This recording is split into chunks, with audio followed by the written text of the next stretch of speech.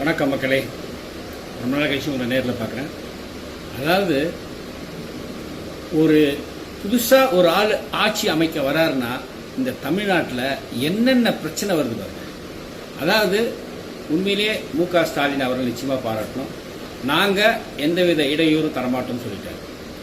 இப்போது இந்த அண்ணன் திருமாவளவன் இருக்கார் இல்லையா, அவர் 2 சீட் தான் ஜெயிச்சிருக்கார்.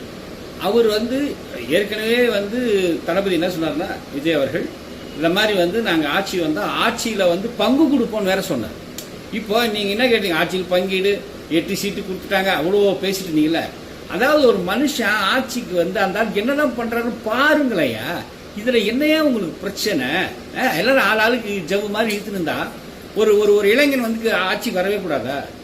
ஆண்ட கட்சியே தான் வந்துட்டு இருக்கணுமா? ஆண்ட ஆட்டிலே தான் சுரண்டிட்டு இருக்கணுமா? இதுக்கு நீங்கெல்லாம் துணை போகணுமா?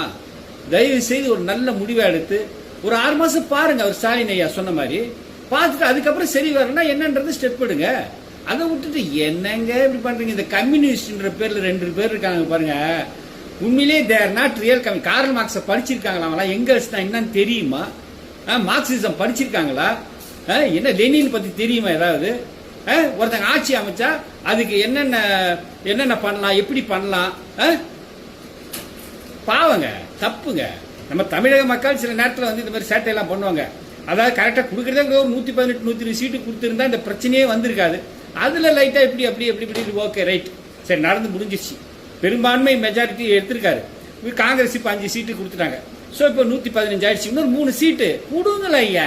ஏயா பழைய பழப்பெருச்சாலையில் தான் தூக்கி கிடாச்சிட்டாங்கல்ல மக்கள். இனிமேல் கொஞ்சம் புதுசாக யோசிங்க, புதுசாக சிந்திங்க.